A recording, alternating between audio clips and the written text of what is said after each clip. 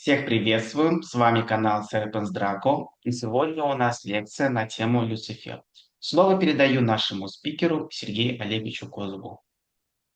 Алло, алло, приветствую всех. И у нас с вами сегодня лекция по Люциферу, который, собственно, является моим покровителем. Лекцию проводим, так сказать, по просьбе народа, потому что тема очень специфична. И в отличие от разных других персоналей, которые люди часто рассматривают как своих покровителей или для того, чтобы та или иная персоналия стала покровителем, тут есть некоторые моменты, которые очень важно обсудить. Также хочу сказать, что в этом году, так же как и в прошлом, в марте стартует мой курс по Люциферу на 5 занятий. Каждое занятие идет около 2 академ-часов, то есть одна университетская пара, и будет читаться вживую. То есть это не запись курса, который шел в августе-сентябре прошлого года. И если вам эта тема интересна, ссылка на курс будет в описании видео. И, собственно, мы с вами начинаем. Начинаем мы непосредственно с того, что мы должны разобраться, кто такой Люцифер и для чего с ним взаимодействовать. Самая главная проблема дискурса, особенно в рамках обсуждения покровительства Люцифера, в самих людях, которые называют себя люциферианами и исповедуют так называемое люциферианство. Почему эта проблема в принципе существует? Фактически, если мы посмотрим на те культы, на те философскими школами, конечно, у меня назвать эту движуху язык не поворачивается. Ну, разные, давайте назовем это так, квазикульты, даже это светская вполне организация, состоит в том, что все, что связано с Люцифером, конечно, с одной стороны, рассказывает вещи достаточно правильные, но выставляет их в таком свете, что нормальный человек обычно с этими людьми как бы не то, что не хочет иметь никакого дела, даже рядом не хочет стоять.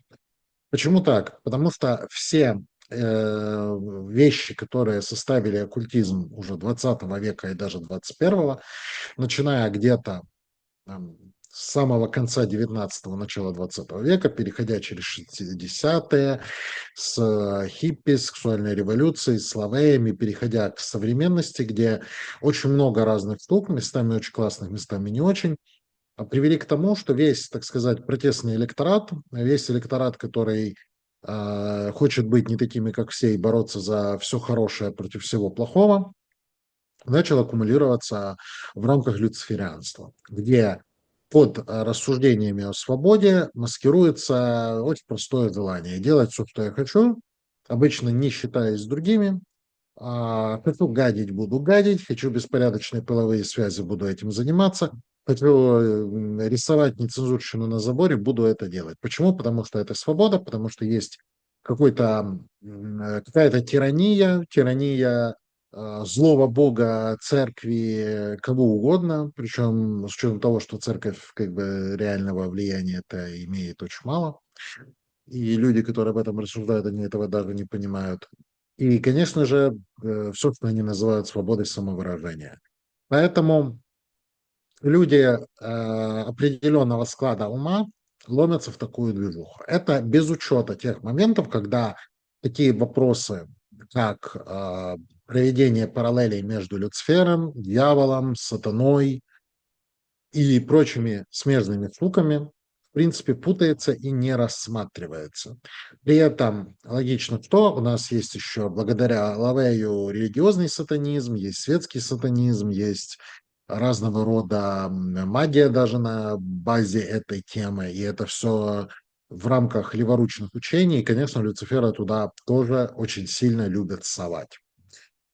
Очень часто мне задают вопрос, почему, если Люцифер не про что по факту плохое, а в принципе про свет, про развитие какое-то, точнее, в рамках развития отдельного человека и человечества, и многое другое хорошее, почему он допускает, чтобы про него говорили плохо? Ответ состоит в том, что ему все равно. И те процессы, над которыми он стоит, и не только он, а другие элементы триады, в принципе, никак не пересекаются с одинокими гоями, с их хотелками и желаниями в голове. Знаете, это как Слилит, очень удобный персонаж, который позволяет любое, простите, блядство списать на волю покровителя, на какую-то там женственность и так далее.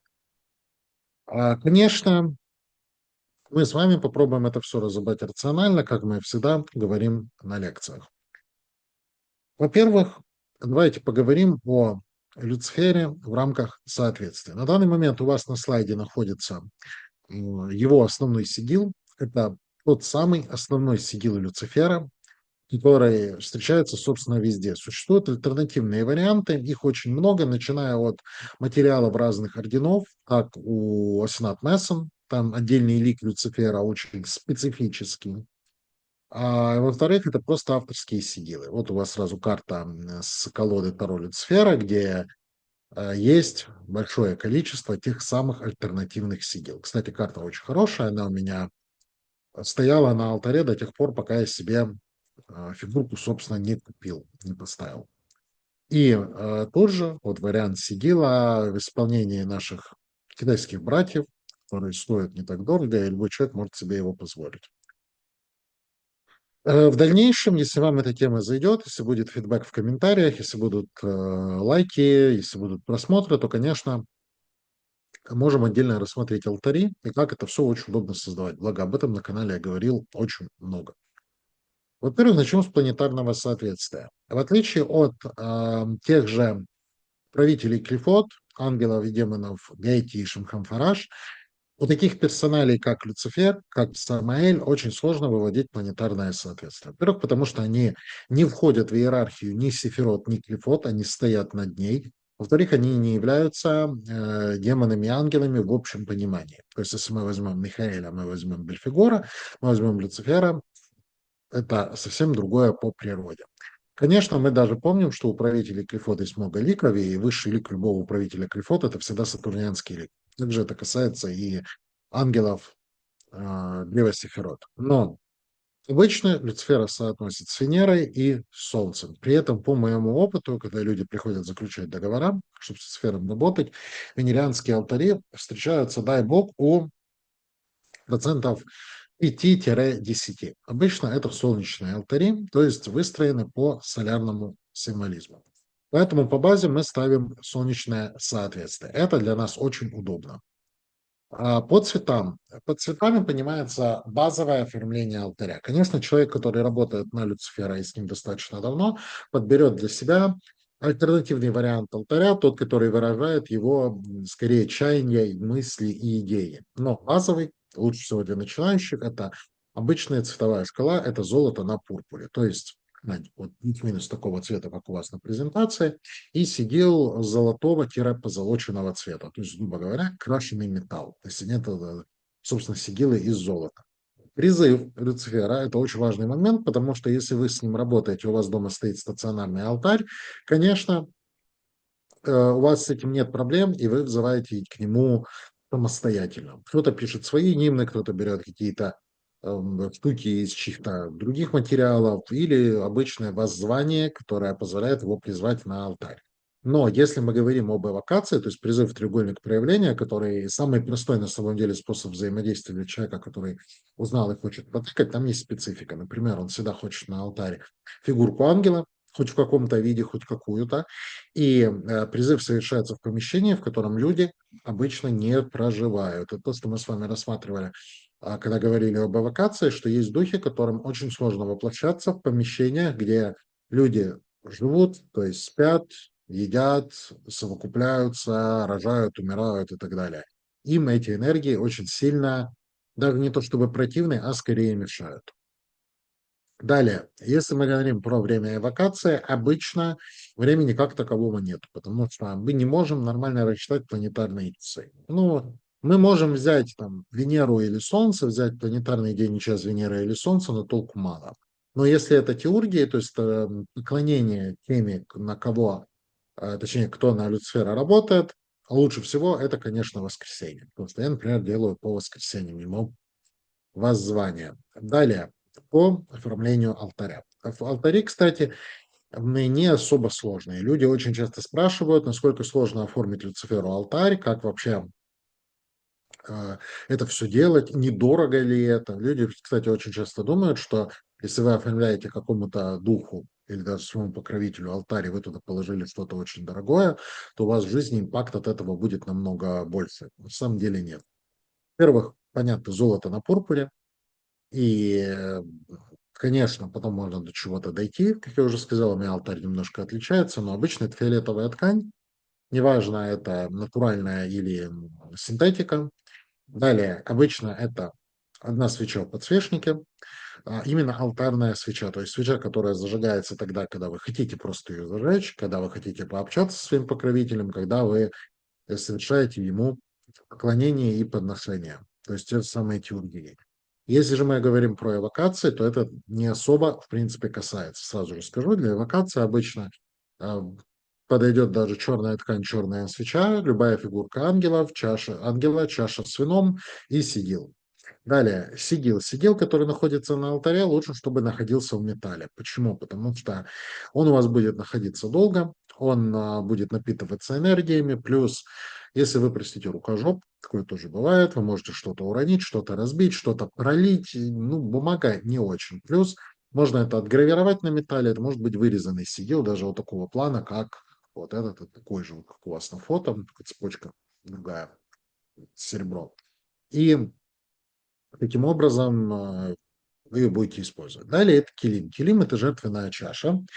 Мы о них тоже говорили в рамках эвокации, и жертвенная чаша может быть очень разная. Это может быть маленькая вот такая емкость, там для вина, для спирта, может быть большая емкость, например, куда вы можете не наливать вино, класть там фрукты, мясо, овощи и так далее. А под вино или другую жидкость может, конечно, стоять отдельно маленькая емкость. Далее это фигурка ангела. Очень спорная штука, потому что люди, которые собирают алтарь с нуля, что они делают? Они делают типичную ошибку, так сказать, новичка, идут, ну, самый простой путь, идут в ведьминский магазин, где все знают того самого стандартного Люцифера, который сидит, положив ногу на ногу. А кому-то это нравится, кому-то это не нравится. Про это никак нельзя прокомментировать, потому что фигурки – это вкусовщина. Кто-то делает на 3D принтере и нестандартный. Вот у меня, например, вот он стоит, это ам, фигура ангела, я вам даже покажу это сейчас. Вот была точно вот такая. То есть это мне сделал человек на 3D принтере, покрасил, потому что мне такое нравится. Мне нравится такой дизайн, мне нравится его внешний вид, мне нравится то, как он меч держит. Ну и сидел, собственно, вот тут тоже есть, не знаю, видно, не видно. Такие штуки очень удобны. А, Говорю про 3D принтер, потому что он позволяет сформировать то, что нравится именно вам. Я на этом акцентирую очень много внимания. Потому что если вы пошли и купили то, что вам не нравится, то есть не просто пофиг, а именно не нравится, вы купили, потому что нужно, вы не добьетесь нормального результата. Я больше скажу, вас это будет бесить. Почему? Потому что это предмет, который вам не нравится, к которому вы не можете относиться с каким-то пиететом, не можете сакрализировать. Вообще никак. Это будет просто предмет. Вы знаете, как обои и мебель на съемной квартире, на которую вы заехали на полгода-год, и как бы ни мое, ни жалко, и почему я буду это менять. Поэтому, если вы не можете, например, подобрать то, что вам нравится, поставьте визуальное изображение. Вот, условно, вот та же карта старой Люцифера, она у меня стояла, извините, думаю, сколько? Полтора, чуть больше полутора лет. Это при условии, что осенью 26 года будет сколько? 4 года, как я на него работаю. Да, 2 года стояла в карта. Причем в двух разных вариантах. Это никак не влияет на то, как к вам Люцифер будет относиться. И вообще любой ваш покровитель будет относиться. Просто потому, что намного важнее, когда вы нашли свое. А далее это курильница для благовоний. Курильницу для благовоний лучше совмещать, чтобы это была такая штука, которая позволяет сжечь и палочки благовоний, и угли, на которых вы будете сжигать смолы. При этом она должна быть такой, чтобы вы могли это все очень аккуратно прожигать, очень аккуратно убирать, чтобы не загадить, собственно, алтарь, не загадить ткань. И, конечно же, предметы, выражающие ваши идеи и закон. На этом надо остановиться поподробнее. Почему? Потому что если мы говорим про ваши идеи, это касается людей, которые на Люцифера работают, то есть за ним следуют. Кстати, обычно не говорят, что Люциферу служат, за Люцифером следуют. Вот, есть определенные идеи, потому что человек, который приходит, и он не служит, потому что он подписал с кем договор, не потому что ему там надо кому-то поклоняться обязательно. Он идет за кем-то, потому что человека привлекают те или иные идеи. И он хочет, собственно, их реализовать. Но, конечно, если он не совсем глупый, то у него есть еще и свои идеи, которые он тоже хочет реализовывать, и свои интересы. И, конечно, могут находиться предметы, которые выражают то, что нравится человеку. Например, у меня это масонские символы, потому что у меня есть масонский градус. Некоторые минералы, некоторые такие свитки с изречениями условно. Кроме того, выражение закона. Про закон мы поговорим с вами чуть-чуть далее, но речь идет о божественном законе. Самой ближайшей реализацией божественного закона для массового, так сказать, для массовой аудитории является 10 заповедей Моисея, то есть то, как человеку себя вести, совсем базово. И во всех культурах такие предписания в целом сходятся. Это без учета достаточно фундаментальных вещей, например, про свободу воли. И сразу же возникает вопрос, а где тогда все эти девочки с миллионом половых партнеров и с реализацией всякой грязи, трэша и непонятных вообще тейков, если речь идет во многом о законе? Во-первых, тут же у нас Сатурн. Сатурн – это с точки зрения планетарной магии всегда про божественный закон. Но при чем тут Сатурн? При том, что Люцифер, так же как и многие важные штуки, также очень многие божества, так же как и архетипы, находятся в нулях, так называемых нули 0, 0, 0, 2, 0, 3, 0, Айнайн, Софен, Суфаур, Тоху, Боху, Хасик. То есть это пространство вне древа жизни. Далее, если мы говорим о жертве, это ужин с богами, то есть когда человек совершает, да, например, теургию, то есть зажигает, читает молитву в свободной форме или какую-нибудь, какую он выбрал для себя, и дальше он приглашает того, кому он это делает, за стол и условно садится с ним кушает. И килим – это может быть емкость для жидкости из стекла, из металла, из глины, из чего угодно, то, что нравится именно вам. А если мы говорим про базовое соответствие, если мы хотим оформить солярный алтарь, вот у вас таблица внизу, и это по благовониям благовония солнца, минералы, связанные с солнцем, и металлы. Я понимаю, что сигил из золота может стоить достаточно дорого, особенно если он не совсем маленький и тоненький. Поэтому можно брать что-то позолоченное. То есть, например, такой же сигил, но другого цвета. Там потом разживете, себе сделаете.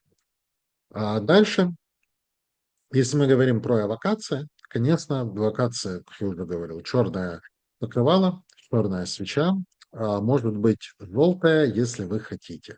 А если вы совсем новичок, скорее всего, вы возьмете черную. Если вы чуть более опытный, вы берете желтую, и вы получаете ту самую известную цветовую шкалу Люцифера. Желтый на черный. У меня, например, моя демонология, учебное пособие, ее обложка оформленная конкретно золото на черном. И все знают эту пару цветов, ее любят комбинировать и с Люцифером, и с Самаэлем. Вообще такая достаточно непонятная вообще штука. Кстати, кто не в курсе, Люцифера и Самаэля тоже очень часто путают. И даже змеи-искусители иногда называют Люцифером. Точнее, это Самаэль, но Люцифер и Самаэль одно и то же. На самом деле это неверно, это разные персоналии. Дальше это понятная фигурка ангела, это ваш нож, которым вы будете призывать, сигил, который вы положили на алтарь, благовония в треугольнике проявления и могут быть какие-то золотые предметы, которые вы на алтарь положили. На самом деле это не то, чтобы важно, потому что это эвокация. Человек, который эту эвокацию совершает, даже если он докричался, он поймет, хочет ли он переходить к чему-то более серьезному, или он хочет больше, ну, например, больше не вызывать или вызывать таким же методом. Дальше мы, конечно, с вами должны разобраться, откуда берутся, вообще взялись и берутся современные взгляды на Люцифера, что это вообще такое, почему люди это так видят. И опять же, если люди это так видят, разве это не может быть неважным? На самом деле может, и на мнение людей, в принципе, всем положить. Вообще всем. Даже «Бесу на перекрестке», а про Люцифера я тем более это говорю. Вы должны понять, что в большинстве случаев те персонажи, с которыми вы хотите работать, неважно из каких пантеонов, им, в принципе, все равно, что о них скажут. Хотя это никак не коррелирует с тем, что они хотят реализовывать свои интересы. Во-первых, по корням современных взглядов это античность. Античность – это у нас Венера и утренняя звезда, свет, красота и стремление к Всевышнему. Во-первых, это мифы о Прометее. Прометеевский миф о Титане, который принес людям огонь, за что был наказан, очень хорошо с Люцифером пересекается. Сюда же, конечно, Азазель. И тут у нас и апокрифы, и иудаизм. Во-первых, это миф об Азазеле, о козле отпущения, который был представителем ангелов Григория или Стражи, и вместе с другими ангелами, своим другом Шимьязой спустился на, собственно, землю, спал со смертными женщинами, в итоге породили расу гигантов, которых Бог уничтожил во время потопа. А по факту самое главное это то, что Азазель и другие научили людей очень многому. Лично Азазель научил делать оружие, а отлично пользоваться косметикой. Кто-то научил магии, кто-то алхимии и так далее. Если мы говорим про иудаизм и раннее христианство, это, конечно же, Исайя 14:12. И по факту отсюда пошло о падении в целом, о восстании против Бога, всему остальному. А если мы говорим про средневековье, это скорее социально-экономические причины и политические, потому что мы получаем демонизацию. Люди и эзотерики, в частности,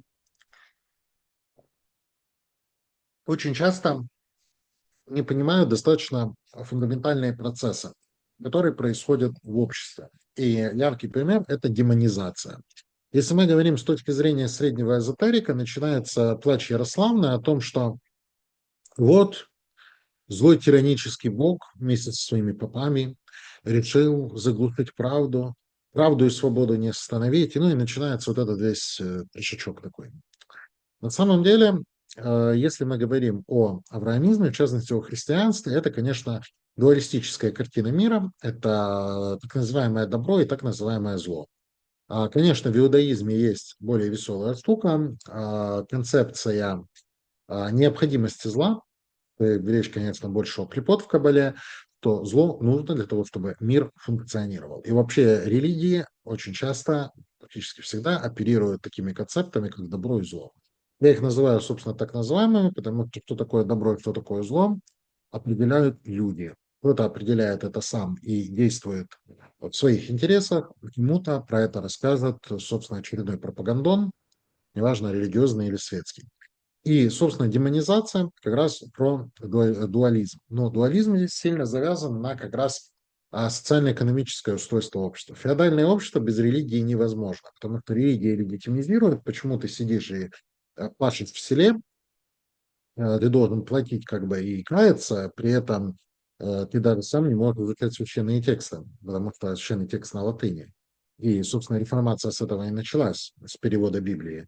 И если ты не будешь, конечно, поклоняться, ну как, преклоняться перед властью служителей, то ты будешь как те самые падшие ангелы, которые из своей гордыни восстали против Бога. А как коррелируется светская власть, власть феодала конкретно с властью Бога, а власть от Бога. Если власть от Бога, то есть мы имеем божественный мандат, то восставая против власти, ты восстаешь против Бога. Да, все очень просто, все очень понятно. Дальше это у нас эпоха Возрождения и новое время. Просвещение, конечно, это рост интереса ко всему античному, это распространение гримуаров, распространение текстов старых, гностических, и народ в целом умнеет, народ начинает интересоваться, народ начинает разбираться. И, конечно же, это Мильтон с его «Потерянным раем». Кто не знает, есть у нас такая прекрасная на самом деле поэма «Потерянный рай», написанная Джоном Мильтоном, который, в принципе, был ярым христианином, который хотел переосмыслить библейский миф. В итоге он создал очень интересный пример такого религиозного фэнтези, скорее с романтизацией. Романтизацией падших ангелов, их поведения и как это все, в принципе, было устроено. И по факту Я знакомиться с этой поэмой советую всем.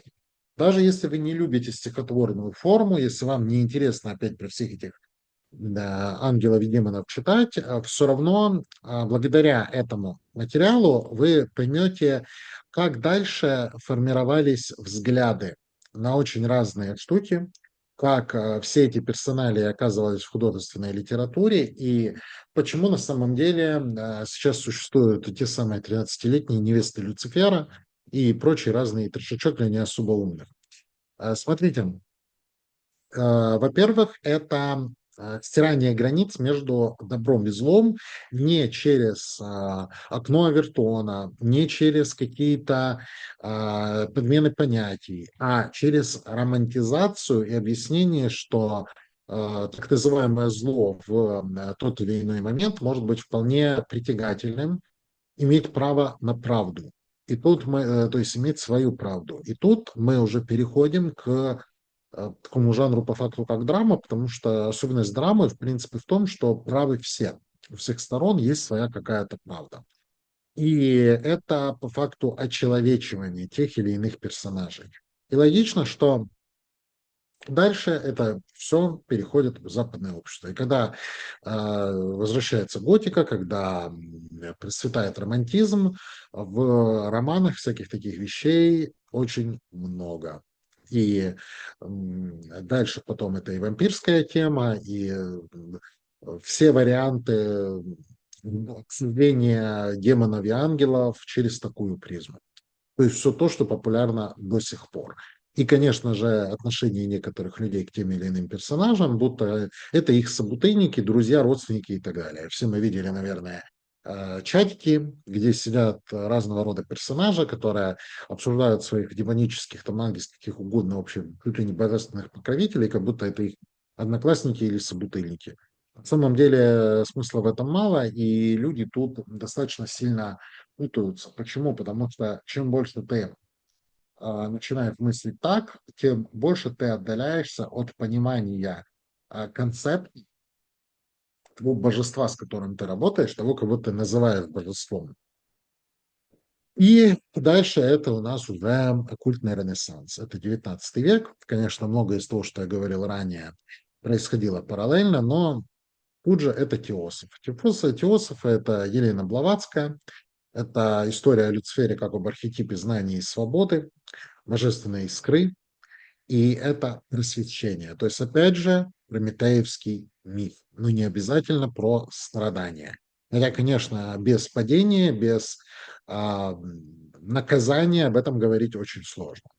И дальше все от этого идет через эту призму.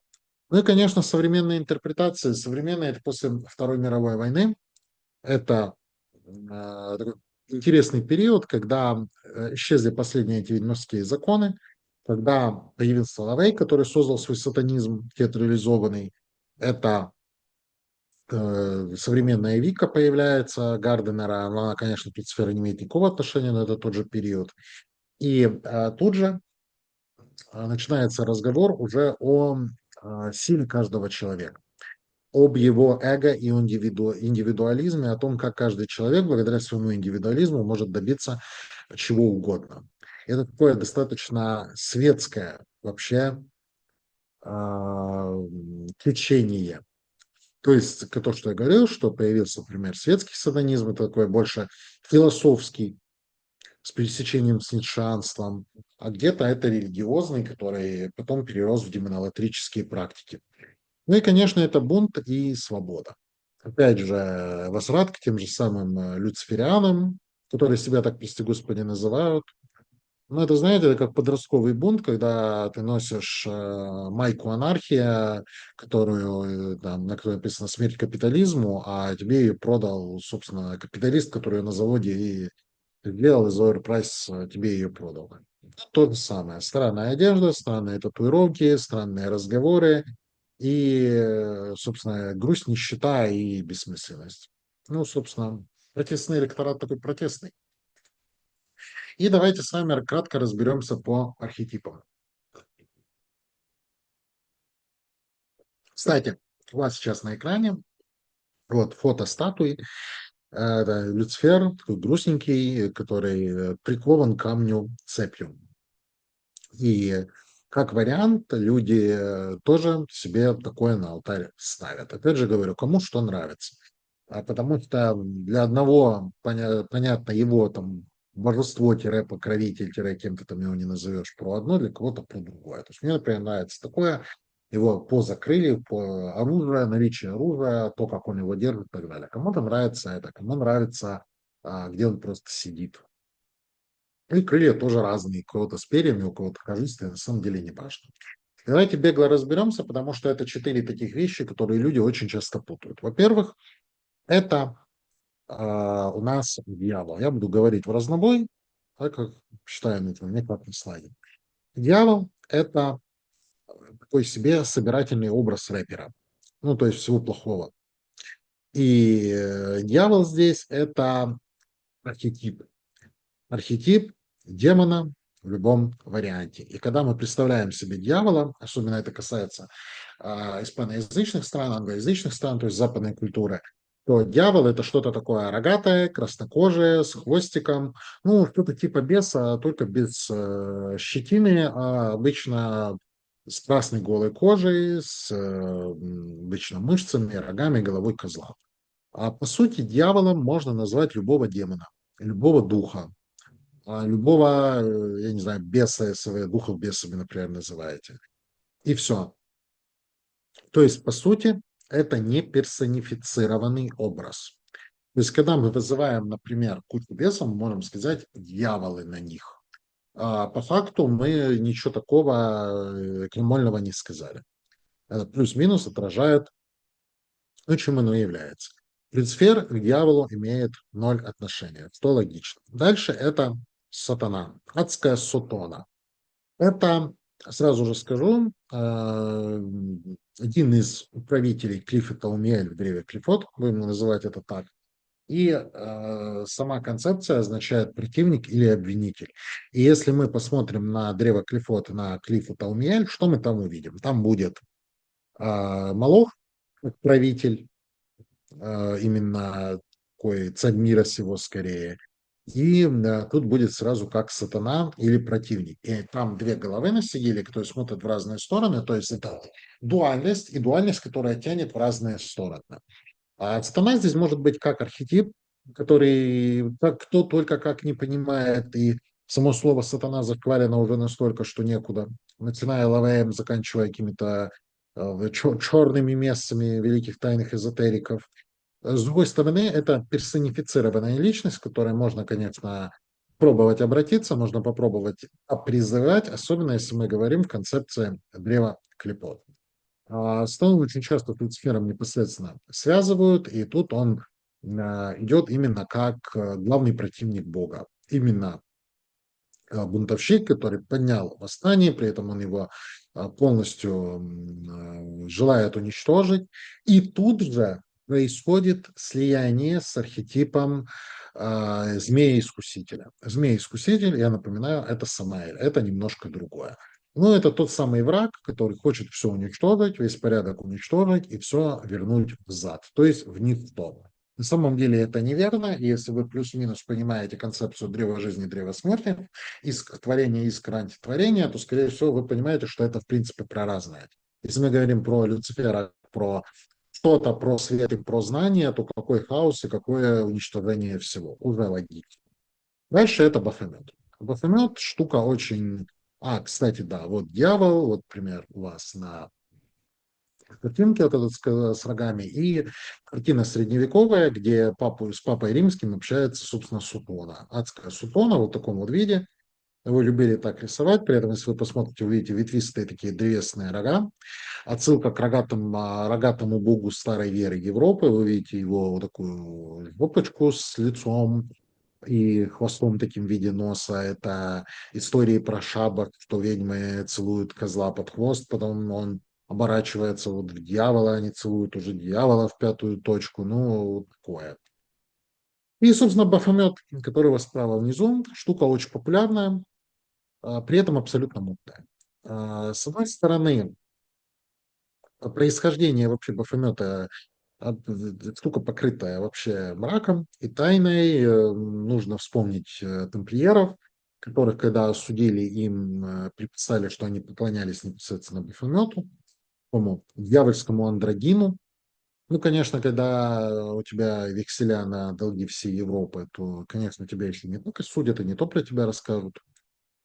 И, конечно же, дальше это у нас Элифас Леви, который об Бафомете говорил очень много. И сейчас о нем тоже очень много говорят. Телемиты в том числе. Кроме того, он выражает единство противоположностей. Это у нас такой андрогин, и в себя очень многое сочетает, то есть одновременно и дух, и материю, и добро, и зло. При этом его, опять же, любят понимать как символ свободы. В каком месте это символ свободы, я лично не знаю. Просто для людей, которые, например, состоят в какой-нибудь церкви сатаны, да, для них вообще, походу, понятие свобода – это то, чего они не могут понять и вообще описать для себя, но это любят пропихивать. Ну, собственно, на CGI-повестку очень легко кладется. Просто к этому нету. И одно дело, когда у нас это магические практики, другое дело, когда начинают пихать философию, начинают пихать все, что можно. Когда мы пихаем все, что можно, я это говорил на всех своих лекциях, мы получаем кайф. Мы получаем синкретизм в худшем его понимании, который позволяет верить во все и ни во что одновременно. Кому-то это удобно. На самом деле это бесполезно.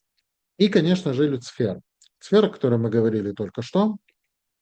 И здесь обязательно это гордыня, и по факту изгнание за гордыню.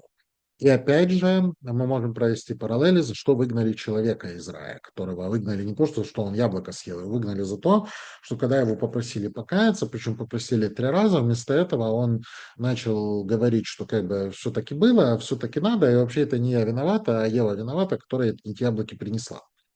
И сразу же отвлечемся. Есть концепция у нас по Клипот, что даже по Сефирот по Клипот, по Кабале, что был у нас Адам Кадмон, то есть изначально чистый человек, архетип человека, как он был создан, и Адам Белиал, то есть уже падший человек.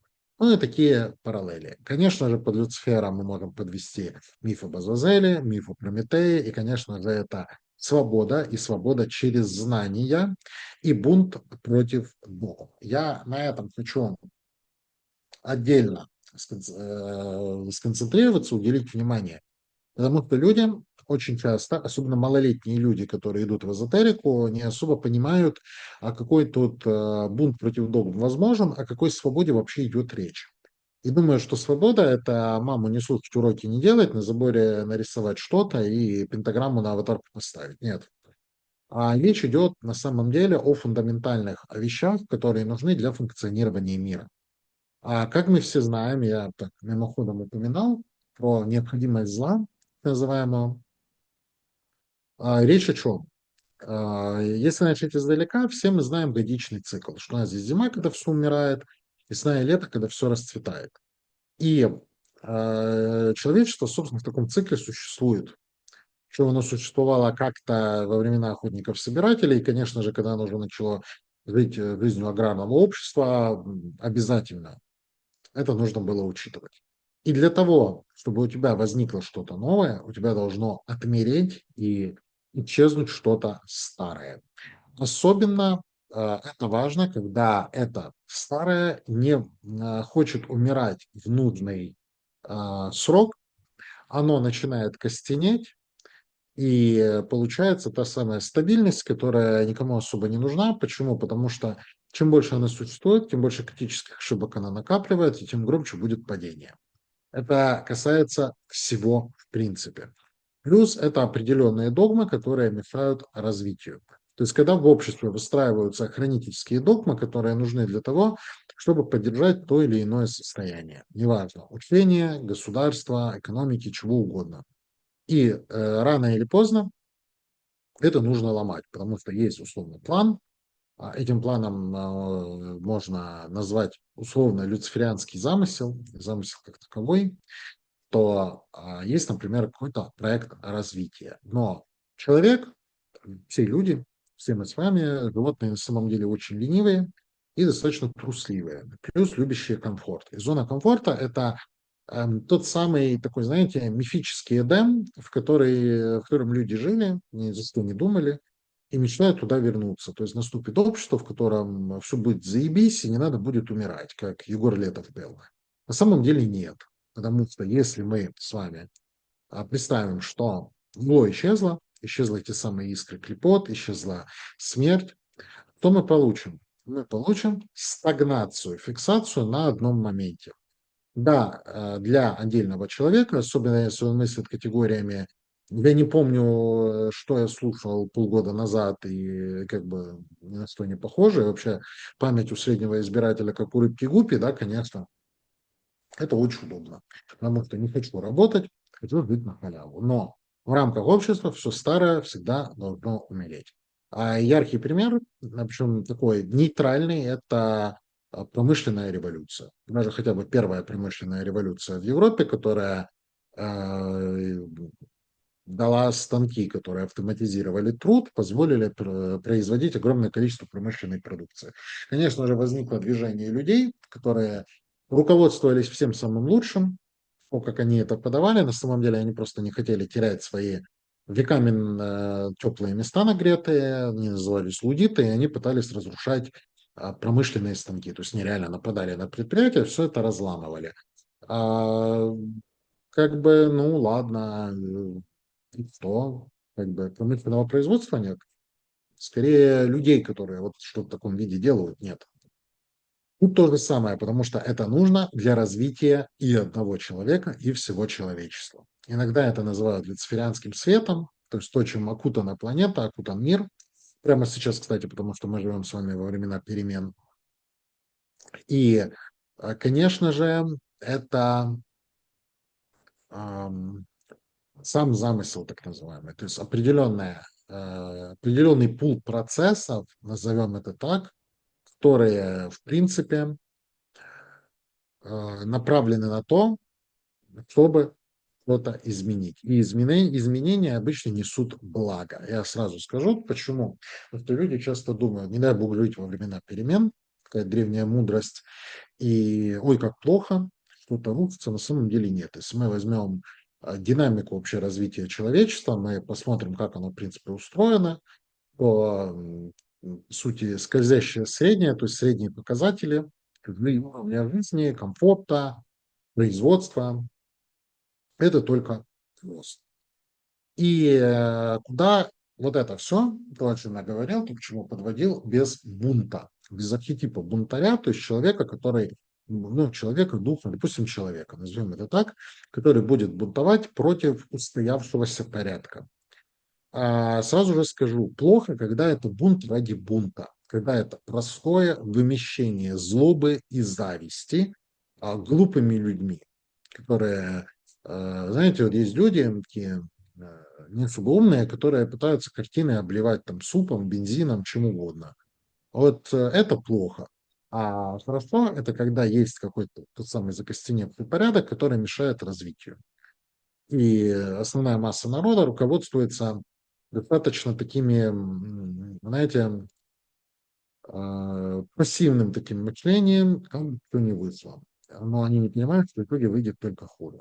И как раз архетип бунтаря, и вот у вас Прометей на картинке, про это, про разрушение устаревших правил, про уничтожение авторитетов, которые уже свое живут излишне, и системы. Система, которая не дает дышать, будем говорить так.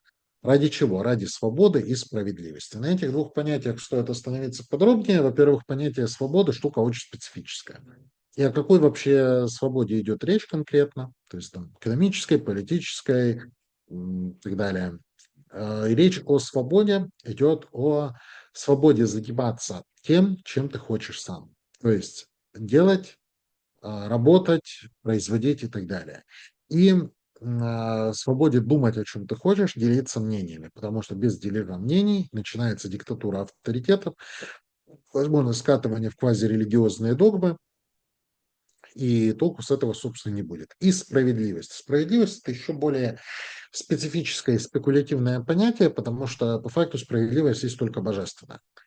Есть, конечно, такая концепция юридическая, как социальная справедливость, экономическая тоже, но вещь тоже очень, очень такая разная. И каждый тут справедливость понимает, как видит это сам. Тут даже спорить сложно.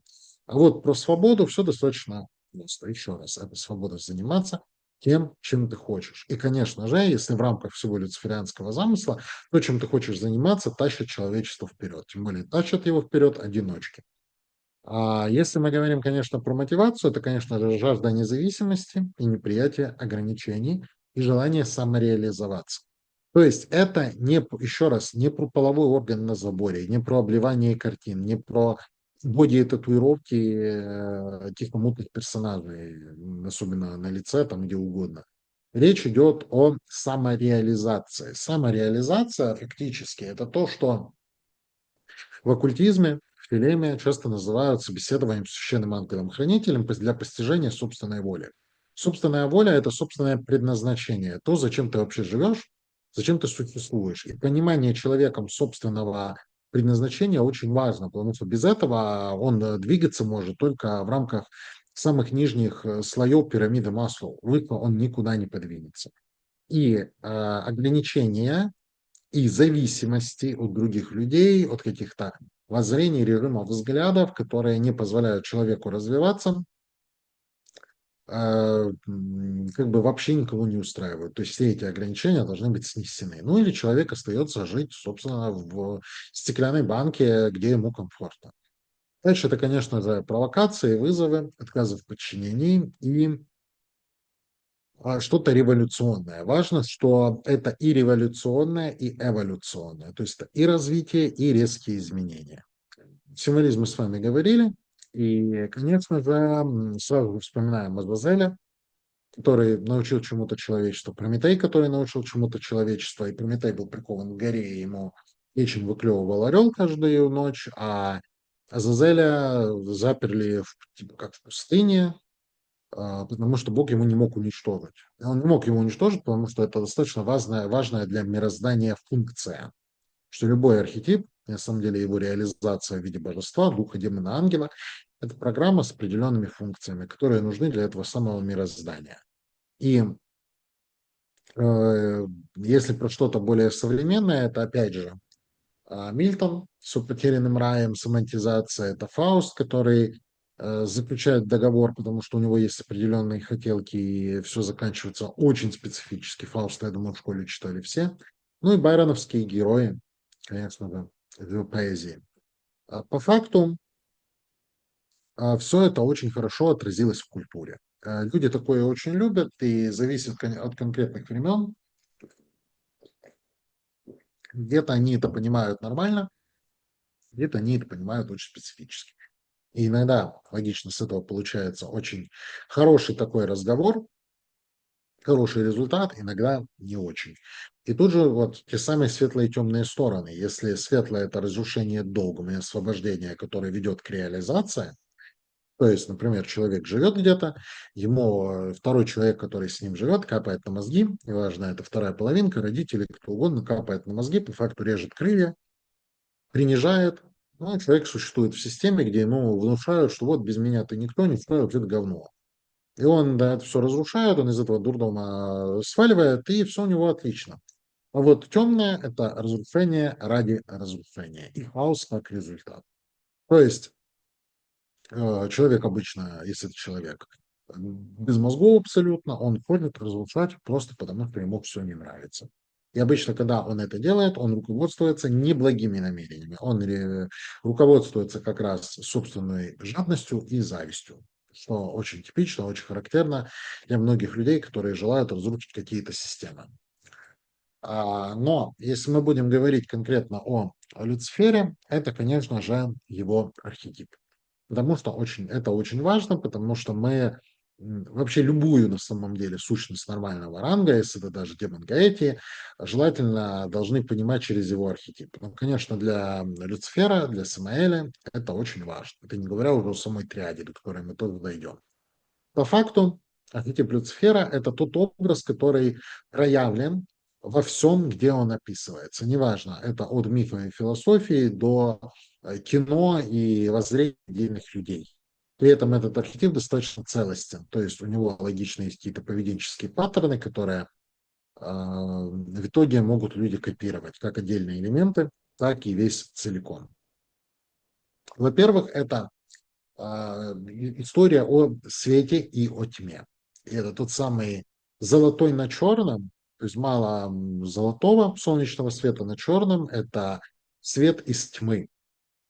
Потому что за свет, который Люцифер принес, он был как бы низвергнут во тьму. При этом это гордыня. Гордыня – это на самом деле очень фундаментальная для Люцифера штука, потому что если вы планируете с ним взаимодействовать, за ним следовать, то есть на него работать, вы с этим столкнетесь. Испытание гордыни для Люцифера очень важно. И человек, который приходит работать, у него все резко прет вверх, все дела прут вверх, и он возгордится, то, конечно же, он упадет во тьму. Ну и разрушение и созидание – это понимание разрушения как необходимого зла, которое нужно совершить для того, чтобы можно было что-то создать. Разобрать старое на кирпичи, добавить новых кирпичей, стоит намного лучше, намного круче. Дальше это, конечно же, свет знания и озарение. Знаете, вот когда мы говорили о планетарной магии, там была такая интересная штука, что мы говорили об озарениях. Просто это связано с Солнцем, например. Вот, собственно, это оно. То есть то, что человеку приходит, он испытывает вдохновение, он долго не может решить задачу, наступает прозрение, и он это делает. Дальше это бунт и освобождение. А освобождение скорее от закостенелых догм, которые мышление скрывают. Знаете, вот яркий пример, есть группы людей, обычно это секты разного рода, у которых есть очень глупые предубеждения. Например, есть люди, которые против переливания крови. Они за это топят, и они готовы умереть просто потому, что если это взрослый, полностью дееспособный человек, принудительно его врачи спасать не могут. Но придумав какую-нибудь туфту и выведя это тело, аргументировав это, выведенное уже через теологию, люди могут этим пользоваться, они из-за этого умирают. Хорошо это или плохо, человек знает, что он делает. Да, когда люди, которые зависят от этого человека, умирают, это плохо. Пример от таких догм, от которых человек должен быть освобожден. Когда возникают какие-то вещи, которые под прикрытием а, заботы о чьей-то безопасности и погружение в зону комфорта, зона комфорта, я уже говорил, это мечта вообще ленивой обезьяны, чтобы у нее все было уютно и никто не трогал. И если же это безопасно, то с чем мы сейчас сталкиваемся, особенно мое поколение, мне 33 года, то есть через 2 месяца 34. И, конечно же, очень многие люди на это ведутся, потому что в силу определенных поведенческих паттернов, в силу какой-то психологии отдельных поколений, для людей это очень важно. И то они сами себя загоняют в систему, которая их ограничивает. Хорошо это? Нет. Дальше это, конечно же, трагедия. Я говорил о драме, о трагедии, когда правы всем, и из-за вот этой вот истории наступает что-то очень грустное и печальное. Поэтому это трагедия. И при этом это возвышение. А возвышение – это на самом деле для Люцифера очень важно. И если вы планируете, опять же, связать с ним свою судьбу, вы должны усвоить одну очень простую вещь о том, что сильные возвысятся, слабые падут. И опять же мы вернемся к той самой справедливости, потому что справедливость штука очень специфическая. Для кого-то справедливость это все взять и поделить. Все будут кушать одинаково плохо, мотивации не будет, но зато все. Для кого-то это что есть право сильного, для кого-то что есть свободная конкуренция. Все очень разное. И единственная справедливость, по факту, вот именно корневая в этом всем, причем в рамках даже магии, в рамках жизни, бизнеса, всего чего угодно. Это то, что люди способные, люди уверенные, инициативные, то есть те, кто сильнее, быстрее, ловчее, они возвысятся. Те, кто закостенелый, ленивый, хочет той самой пресловутой стабильности, как это называется, гарантированного дохода минимального и прочих вещей, которые позволяют собственную лень и глупость не убирать, а даже защищать, они падут на дно. Но тут самое главное, ну, кто говорит восьмое, пускай говорит на дно, потому что это намного лучше все это отражает. И речь тут о том, что это одно, что те, кто возвысится. Но суть этой гордыни – это чрезмерное возвышение. Возвышение, которое совершается для того, чтобы быть равным своему Создателю. Это такой сыновий грех, так называемый, чтобы уничтожить собственного отца и встать на его место. Ну и, конечно же, это искушение и обучение. Искушение, опять же, штука очень специфическая. Вот у вас на картине еще и змей, и которая на слайде. И это, конечно же, обучение. Потому что для того, чтобы люди что-то узнали, чтобы они о чем-то задумывались, их надо учить. Но при этом они чем-то искупаются. И дуальность. Дуальность всего этого. То есть, опять же, как на прошлом слайде были хорошие качества, которые в итоге ведут к хорошему, и плохие качества. Вот как же мы говорили по планетарной магии, у нас есть условно хорошие качества Марса, условно плохие качества Марса. Ну и этот архетип очень распространен. И вы, наверное, с ним целиком и с отдельными его чертами сталкивались.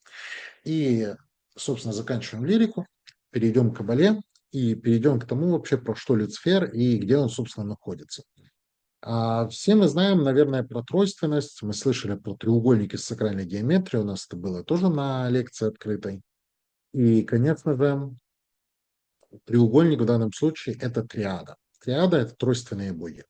Мы встречаем очень много, и есть боги с тремя головами, тремя лицами, есть индийские боги, есть та же самая Луна, состоящая из трех элементов, из растущего полумесяца, убыльного полумесяца и полной Луны.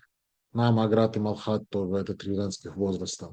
Такого вообще очень много. Есть Троица в христианстве, а речь здесь о триаде. Триада в данном случае, во-первых, сразу же это буквы иврита, алиф, мем и шин. Это три материнские буквы, три первичные стихии. Первичный воздух, первичный огонь, первичная вода. Земли нет, земля возникнет позже из этих трех стихий, и мы получим четыре базовых стихии, которые мы все знаем. На востоке воздух, на юге огонь и так далее. И три этих первичных стихии не являются стихиями в общем понимании. Они примордиальные по своей природе.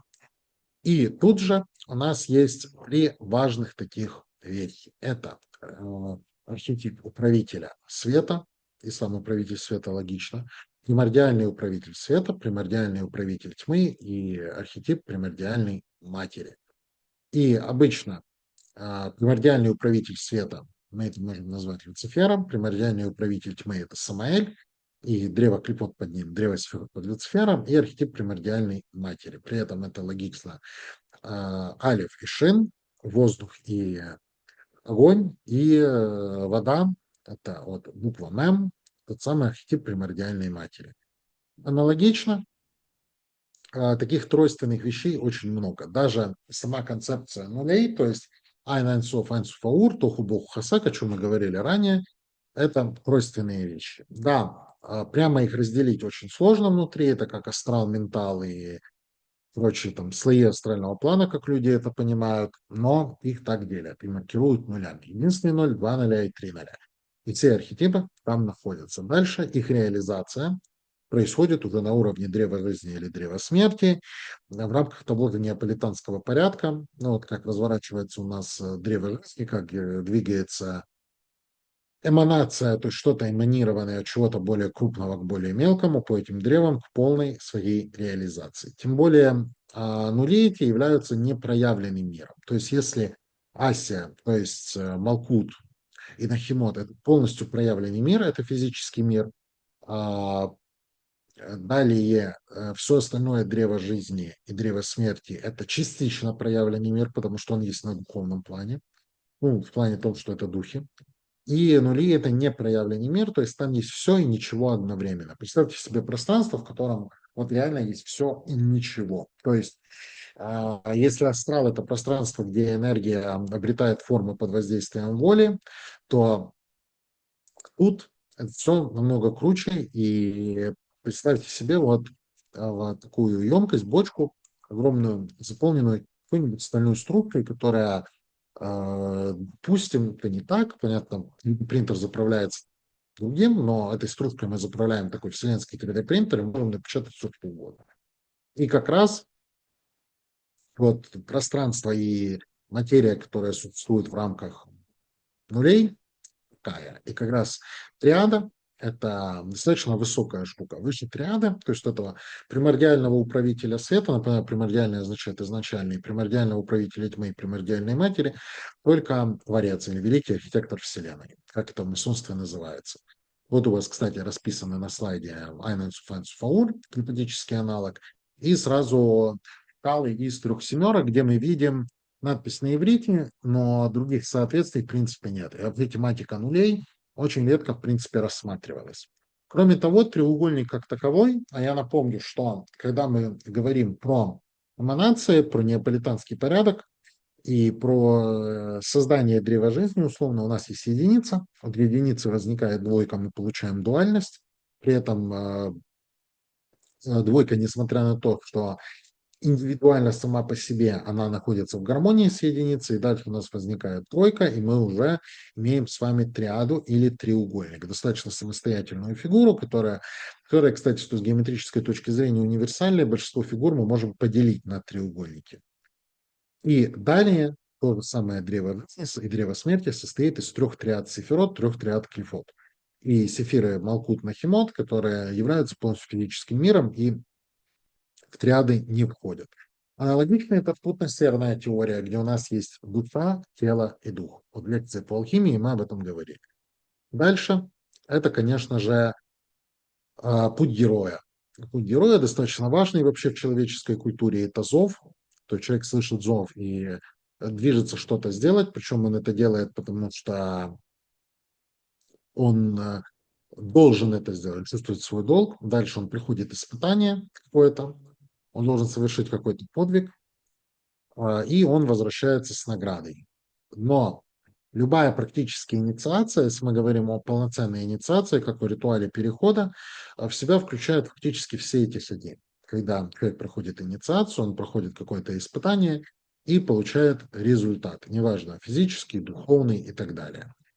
Плюс это уровни человека, то, о чем я говорил, тело, душа и дух. Мы это можем очень легко соотнести с серой ртутью и солью.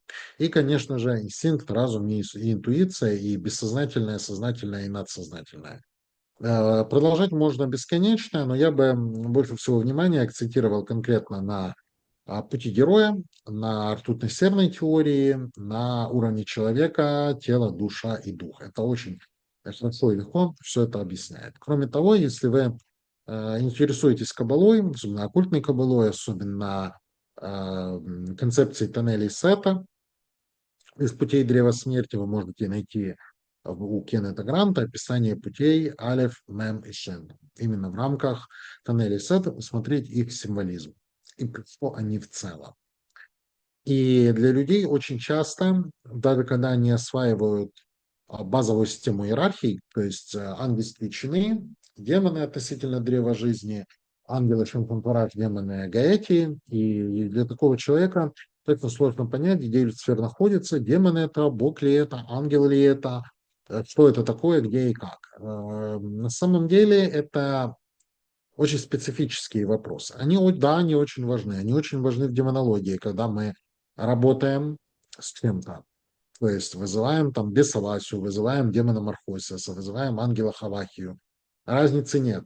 Но когда мы говорим например, о владыке света, владыке тьмы, о архетипе изначальной матери, тут момент такой, что мы не можем их соединить прямо с иерархиями.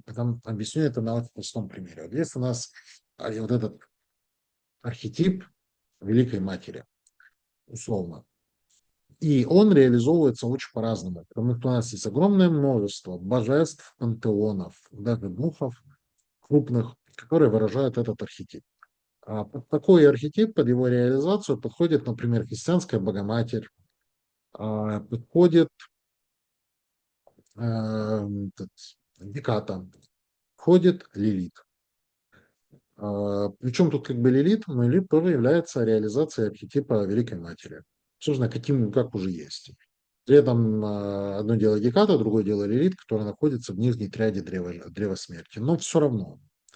И таких реализаций очень много. Но все эти реализации, по сути, являются, собственно, реализацией того или иного архетипа, который является корневым и от которого все остальное происходит.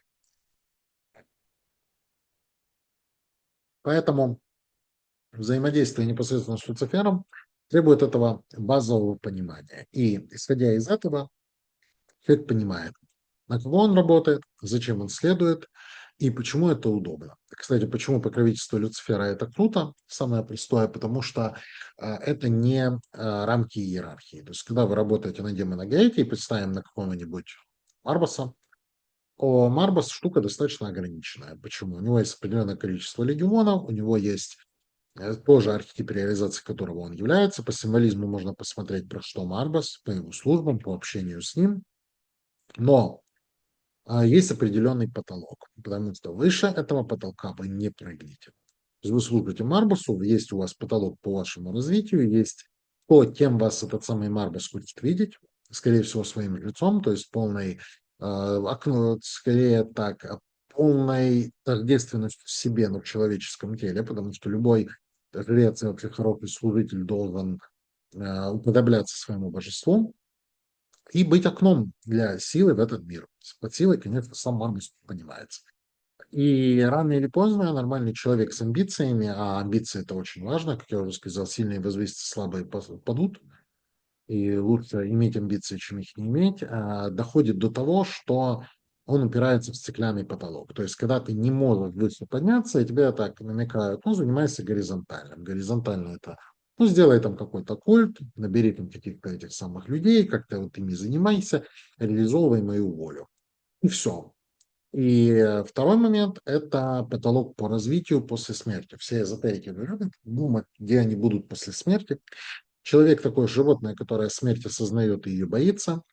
И тут встает вопрос, кем ты будешь. И будешь ты чем-то в рамках той иерархии, которой ты служишь. То есть, например, Марбаса ты достигнешь определенного уровня относительно Марбаса, у Лилит или у, там, например, Асмодея или у Люцифука Фокаля ты достигнешь тоже определенного уровня. На уровне Люцифера Самаэля этого самого потолка по факту нет.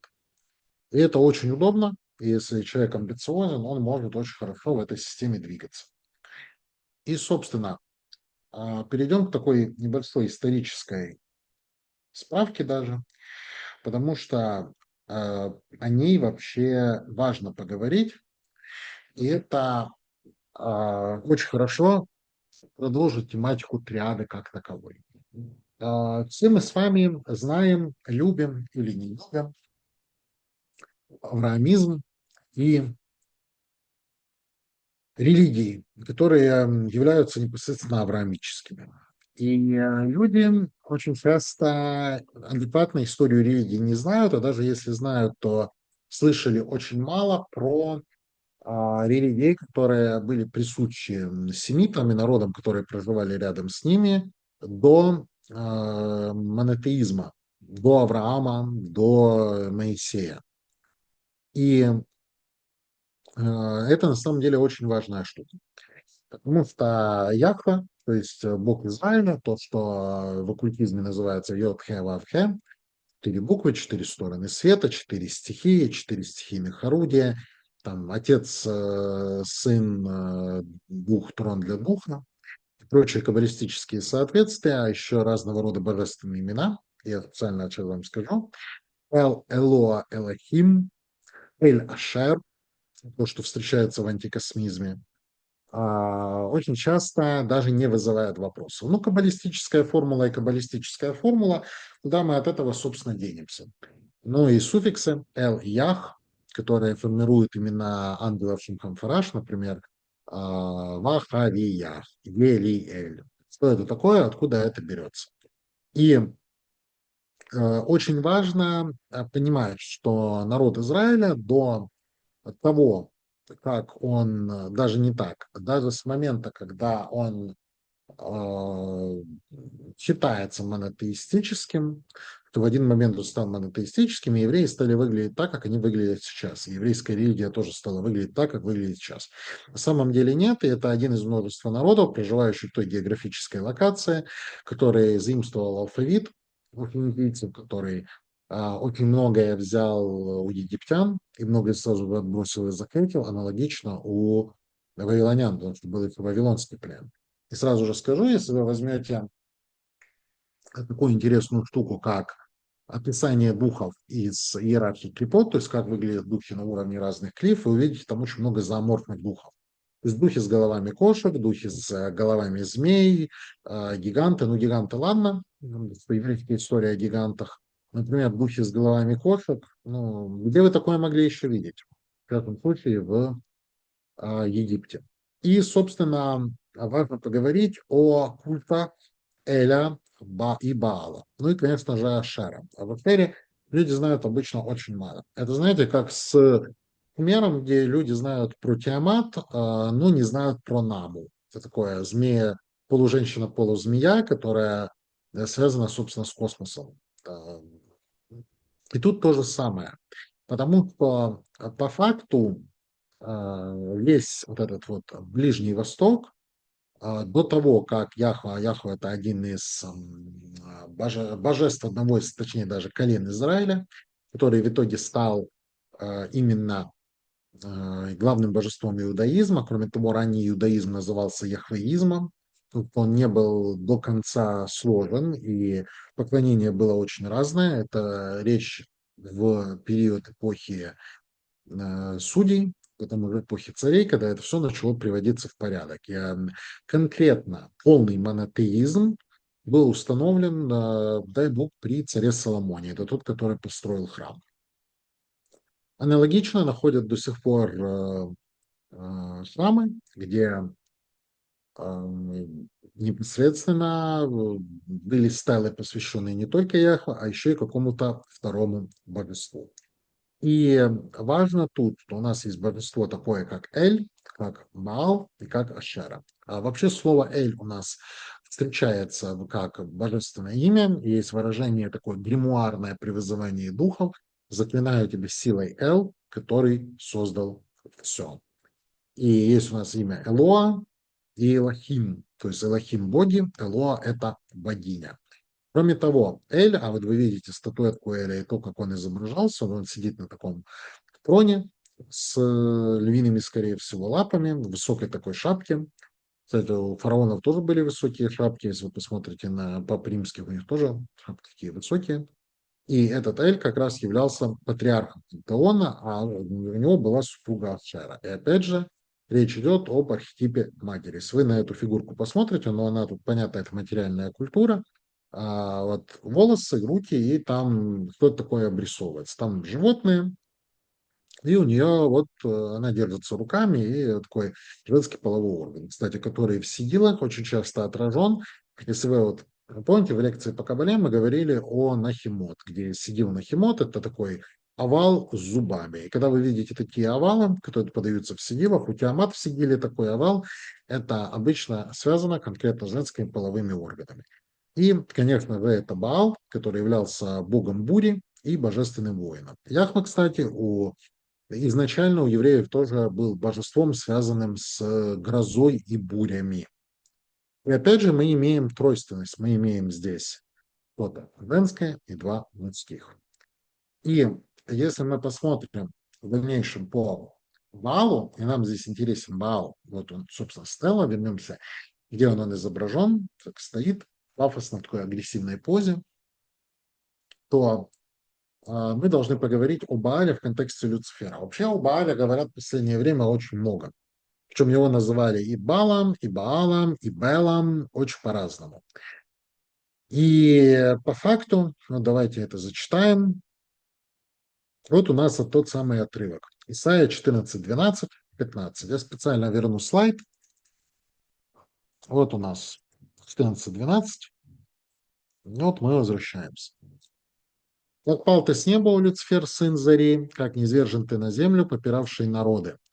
Так, ты говорил в сердце своем, зайду на небо, выше звезд Божьих, вознесу престол мой и сяду на горе в сонме богов. На краю севера взойду на высоты облачные, подоблюсь Всемышнему, но ты низвергнут в преисподнюю, в глубины преисподней». При этом отрывок этот стоит сравнивать с, собственно, вот этим вот элементом. При этом сам вопрос о применении имени Люцифера тоже дискуссионный, потому что тут отсылка идет к утренней звезде.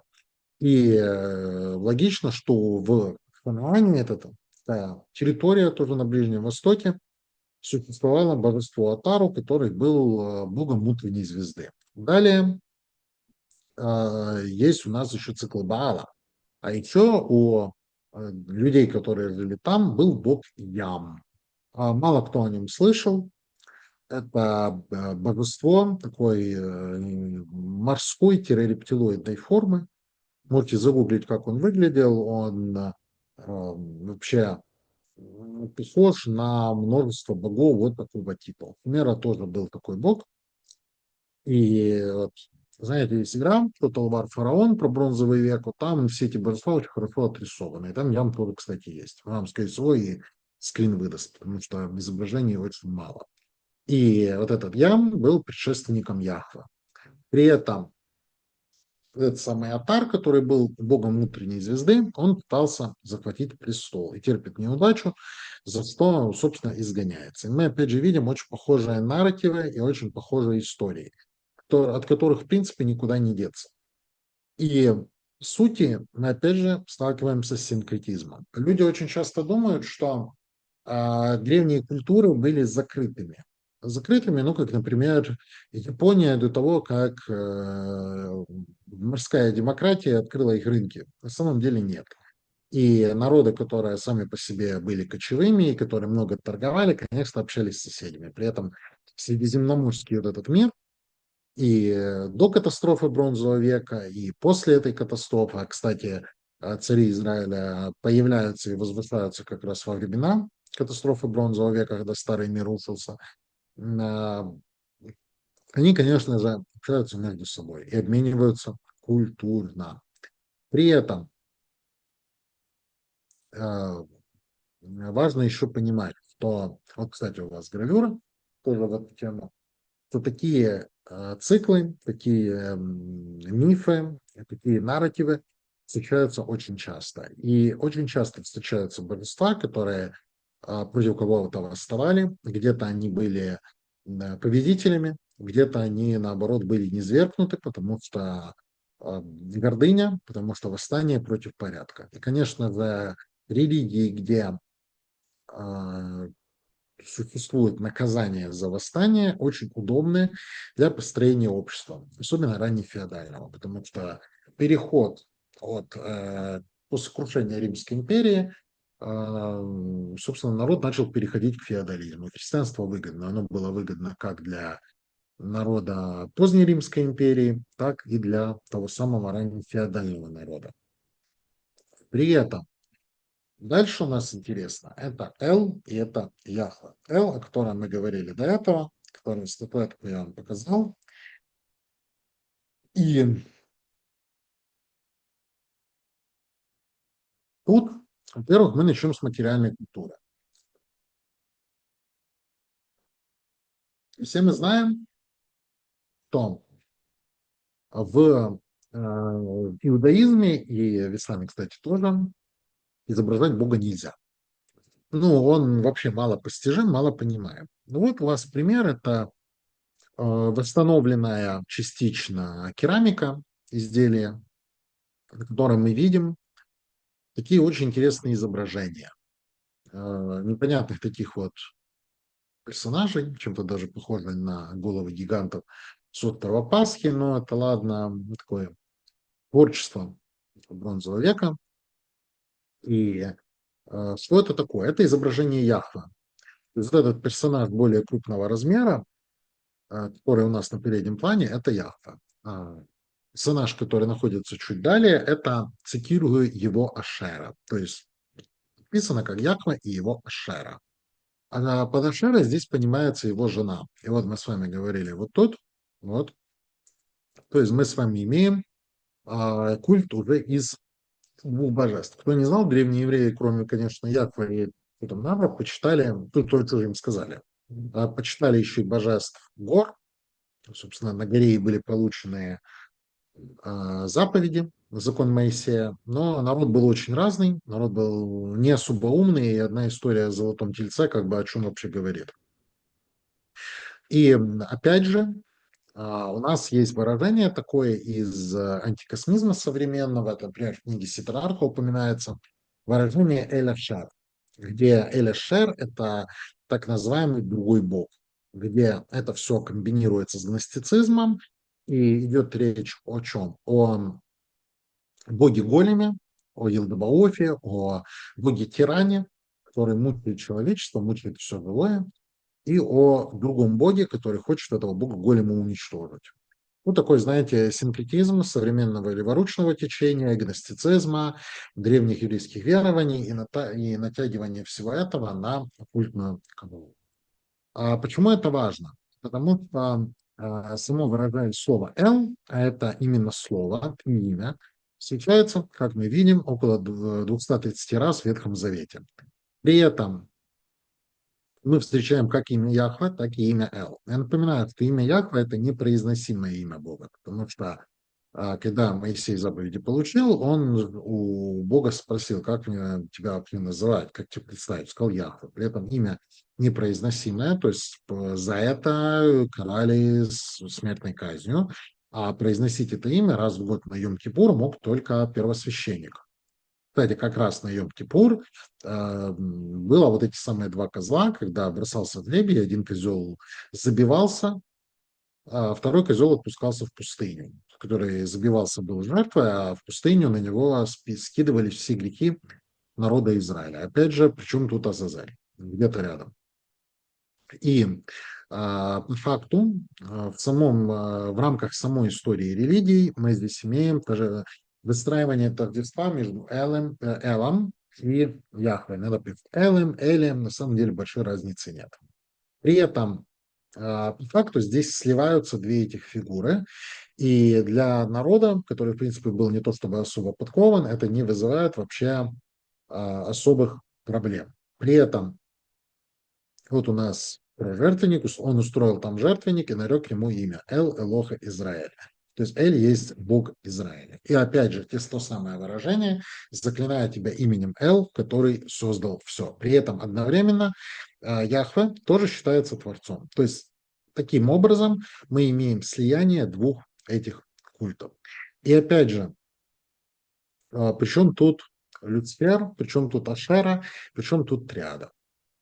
И причем тут изначальный нарратив, те самые истории про троих богов, двух богов мужского пола, одного бога женского пола, то есть полностью функциональной системы, которая нужна для того, чтобы все работало, и как это адаптируется в разных культурах.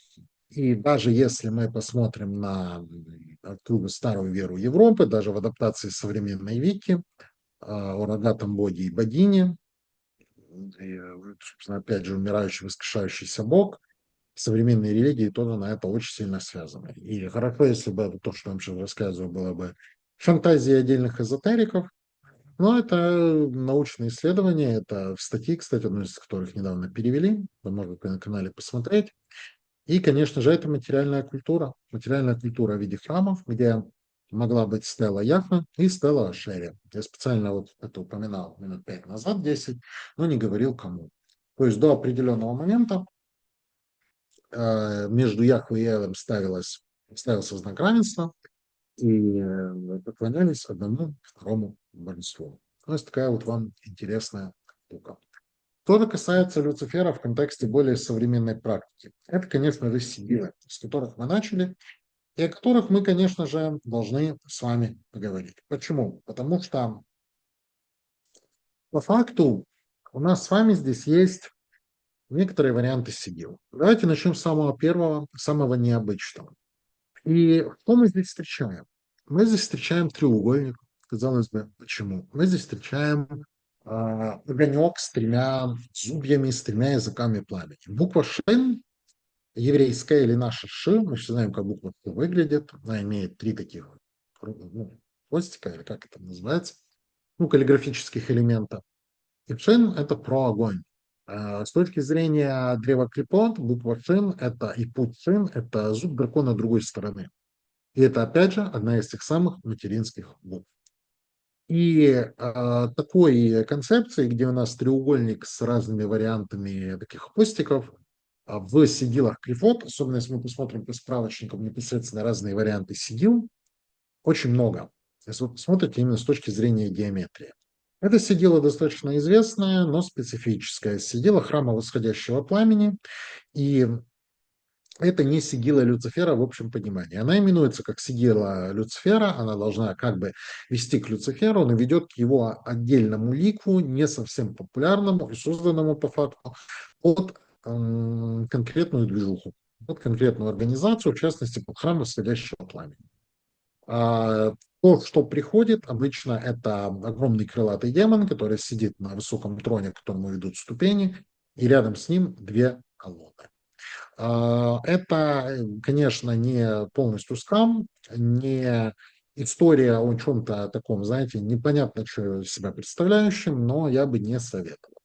Тем более на канале я когда-то выкладывал свой очень давний опыт, несколько лет назад, о анализе этих материалов. Поэтому, когда вы хотите работать с Люцифером, это классический сигил. Тот самый классический сигил справа, который очень такой рабочий условно, но тоже есть определенная своя специфика. Кстати, можете посмотреть на SOS Android, как выглядит иконка Play Market. Да, обрезанный сигил Люцифера. Такое открытие интересное. И что важно про этот сигил знать? Когда мы зовем Люцифера, особенно если мы начинающие, или мы недавно вообще практикуем, или недавно о нем узнали и нас заинтересовало, именно полноценно узнали, вы должны вкладывать в это много своей воли и реально хотеть его дозваться. Это нужно для того, чтобы вы призвали именно Люцифера. Не тот вариант, когда вы не докричались и не пришло ничего. Не тот вариант, когда вы не докричались и пришел без Василий, который сказал, что он Люцифер. И не тот вариант, когда пришел какой-то дух от Люцифера, который от его имени с вами говорит. И это тот момент, когда вам не нужно думать книжками. Вот вы прочитали какую-нибудь очередную американскую книжку, где черный маг пишет с большой буквы, пишет очень много о свободе, о люциферианстве, и в целом понятно, что книга ориентирована на 15-леток, таких очень много. Книги нормальные, просто надо фильтровать. Ну, как вы, кстати, вот сразу пока говорим, можете Форда взять про Люцифера, да, все равно стоит читать по диагонали, выкидывая излишнюю религиозность, но это максимум, что я бы по Люциферу посоветовал. Потому что обычно мрак. Вот что пишет. И опять же, вот сигил, который у вас есть, он бывает разного типа. То есть линии могут быть прямыми, линии могут быть вот такими вот загнутыми, но большой разницы это не имеет. И через этот сигил можно и попробовать медитацию, можно попробовать эвокации. Кстати, насчет медитации мы тоже сделали вместе вот с проектом Serpents Draco 7 медитаций Люцифера, которые очень важны конкретно именно в духовном поиске, подготовке к инициации и понимании, нужно тебе это или нет. То есть полное постижение, про что Люцифер. Потому что если вы полностью не понимаете, про что Люцифер, это для вас не очень, потому что вы играете в русскую рулетку, подойдет это в итоге или не подойдет. Вообще, сразу скажу, когда вы ищете для себя покровительство, вы должны в целом понимать, о чем это. Нельзя просто взять, вот я хочу, потому что я не такой, как все, хочу быть не таким, как все, еще больше. И вообще я за свободу хочу творить, что хочу. Нет. Важно понимать, о чем вообще речь. Я специально вот сделал такой экскурс про божеств, вот этих древнесемитских и ханаанских, потому что анализы тех или иных пантеонов, отдельных личностей лучше всего смотреть через те самые пантеоны разных культур. через архетипы, которые они выражают. Тогда мы избавимся от религиозной тьмы.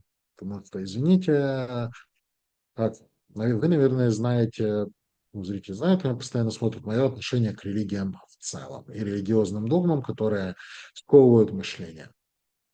Ну и, конечно же, использование карты. Там у нас есть разные сигилы. Большинство из этих сигил слабо рабочие. То есть они очень плохо активируются. Напоминаю, с точки зрения графической магии, если мы ставим ну, ставим сидилу, например, кладем, мы пытаемся ее активировать, то есть загоняем туда свою энергию, либо какую-то призванную энергию, можем на нее подышать, можем провибрировать ими, сидила должна на астрале засветиться. Если она засветилась, после этого духа вызывают. Кстати, если хотите отдельно лекцию по графической магии, так и пишите в комментах. Хотим лекцию по графической магии, может быть, я ее сделаю, если будет много желающих.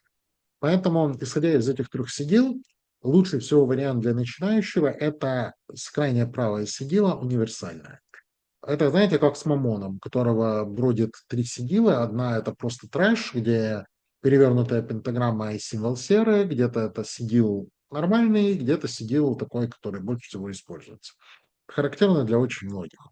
И, конечно же, задается вопрос о методах взаимодействия. Кстати, если посмотрите на картинку, которую я вот специально приложил, картинка очень интересная, потому что мы здесь видим символ церкви Люцифера, где у нас глаз такой египетский, причем люди здесь не используют глаз великого архитектора Вселенной, но смысл в том, что такая концепция, в принципе, где у нас глаз в треугольнике, что оно тут есть.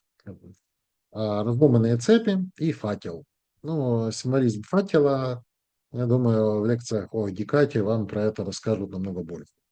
Это тоже очень интересно. И причем тут Люцифер вообще, потому что есть такая картина, ну, изображение прикольное, где идет один персонаж, держит вот так факел, и огромная толпа идет за ним. То есть они за этим светом во тьме следуют, потому что он, собственно, этот свет им принес. И основные методы взаимодействия с Люцифером, я бы сказал, это эвокация, инвокация и покровительство. Ничего нового я тут не придумаю. Это базовые методы взаимодействия практически с любой личностью, и по-другому не получится. Что касается эвокации, хотите попробовать? Это, я бы сказал, если вы практикующий демонолог, вы не любите медитации, не любите астральный опыт, для вас это проще всего. Эвокация здесь подразумевает простой призыв треугольник проявления, где мы используем базовый символизм. У вас этот символизм хорошо расписан на первом слайде презентации. Посмотрите. Кратко напомню, главное для вас – это нежилое помещение, в котором вы будете проводить ту или иную работу. Если что, подойдет подвал, гараж, бокс, дача, на которой никто не живет. Неважно, что это дача на вид жилая, что там стоят диваны, техника какая-то, не имеет значения. Главное, что он, например, долгое время, то есть хотя бы пару месяцев никто не жил.